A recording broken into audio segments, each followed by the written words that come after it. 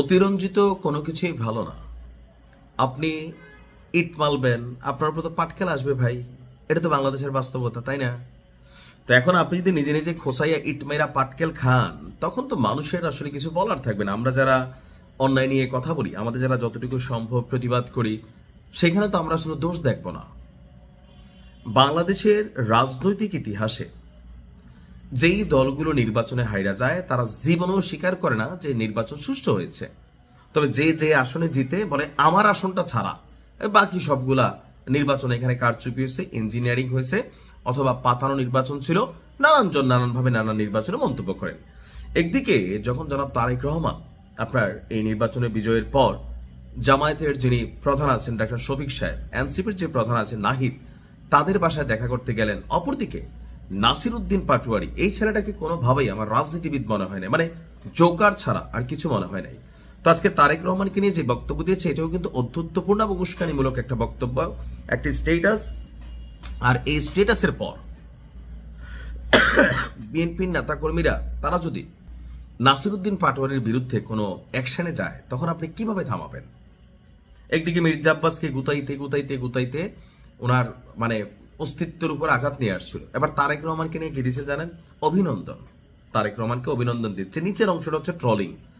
Engineer Tarek Rahman. Engineer Tarek Rahman কেন বলল? সম্ভবত যে কি বলা হয়েছে, জনাব তারেক রহমান তার এই যে নির্বাচনী ক্যাম্পেইনিং এর সময় তিনি কোনো একবার বলছিলেন যে তার ইঞ্জিনিয়ারিং ভালো লাগতো বা কিছু একটা সম্ভবত তিনি বলছিলেন। তো সেই বিষয়টাকে সামনে নিয়ে আসছে যে ইঞ্জিনিয়ার তারেক রহমান জাতীয় ইলেকশন ইঞ্জিনিয়ারিং এর 13তম ব্যাচে সাফল্যের জন্য শুভেচ্ছা। কথাটা কিন্তু অনেক ব্যাখ্যামূলক। বলা হচ্ছে যে এই ইলেকশনটা ইঞ্জিনিয়ারিং হয়ে গেছে। ইঞ্জিনিয়ারিং মানে কি? এটা পাতানো ছিল। ডক্টর ইউনূস, নির্বাচন কমিশন এবং বিএনপি তারা মিলা নাকি এই নির্বাচনটাকে ইঞ্জিনিয়ারিং করে ফেলছে। তো সেই কারণে নাসিরুদ্দিন পাটোয়ারি বুঝাইতে চাইছে জাতীয় ইলেকশনে ইঞ্জিনিয়ারিং এর 13তম ব্যাচে, অর্থাৎ আমি জানি না মানে কতগুলা নির্বাচনটা হচ্ছে ত্রয়োদশ জাতীয় সংসদ নির্বাচন, সেই ক্ষেত্রে সে লিখছে 13তম ব্যাচে। তো এর আগে 12তম ব্যাচ পর্যন্ত নির্বাচন ইঞ্জিনিয়ারিং হয়েছে। তো সেই জন্য সে লিখছে আইসা ইঞ্জিনিয়ারিং এর 13তম ব্যাচে মানে ত্রয়োদশ জাতীয় সংসদ নির্বাচনে সাফল্যের জন্য শুভেচ্ছা জাতীয় ইলেকশন ইঞ্জিনিয়ারিং এর। অর্থাৎ বিষয়টা বোঝার জন্য মাথার মধ্যে একটু তেরা আসবে। তো এই ধরনের বক্তব্যের আমি বিষয়টা বুঝাই, মাঝে মাঝে রিয়েকশন হয়।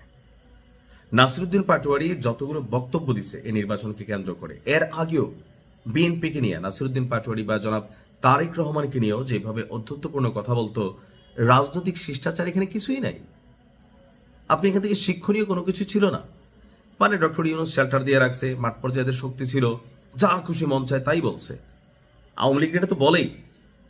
সাথে সাথে তারেক রহমানকে নিয়ে, বিএনপিকে নিয়ে, জিয়া পরিবার নিয়েও, শহীদ প্রেসিডেন্ট জিয়াউর রহমানকে নিয়েও মাঝে মাঝে সে দুই একটা মন্তব্য করতো। সো বিএনপির পোলাপাইন যারা আছে, যারা যেই দলটার ভক্ত, তাদের তো ভাই এটার মধ্যে গায়ে লাগে, লাগাটাই বিষয়, তাই না? তো সেই কারণে তারা রিয়েকশন দিতে পারে। আর এখন যদি কোনো একটা রিয়েকশন হয়, নাসিরুদ্দিন পাটোয়ারি চাচ্ছে ওই যে মির্জা আব্বাস বলতো, সে চায় আমাকে মারো তোমরা। তো নির্বাচনের আগে মারে নাই কেন? কারণ যদি নির্বাচনের আগে কোনো একটা টাচ হইতো নাসিরুদ্দিন পাটোয়ারির গায়ে, একটা ইলেকশনের সিম্পেথি অবস্থান তৈরি হইতো। মির্জা আব্বাস এরা বুঝতেন, তিনি তো বলতেন।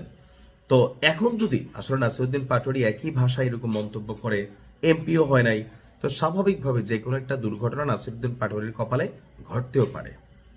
এখন নিজের কপালে নিজে দুঃখ আনলে সেটা তো আর জানি না।